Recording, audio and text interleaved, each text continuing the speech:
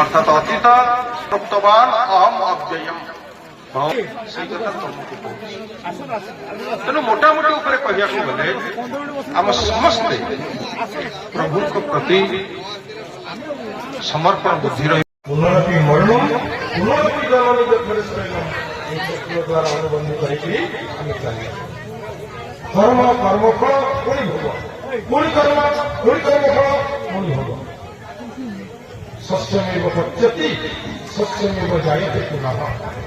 जो फल गछ हुए पुणी फल पुणी माटी हुए नचिकेता कहते यमराजा को कठोर कर तमेव बाह तमनुत्य मुझे बहुत जानी मोर किसी दरकार नहीं आपण मत उपदेश दियंती जे आत्म संबंधी ज्ञान प्रदान कर मोर मूल तेणु जीवर मूल ज्ञान कौन हुआ जीवस्य तत्व जिज्ञासा भगवत तत्व को जाना गीतार मूल तत्व जो आम कहली एना पढ़लु गीतार 5 श्लोक पढ़ी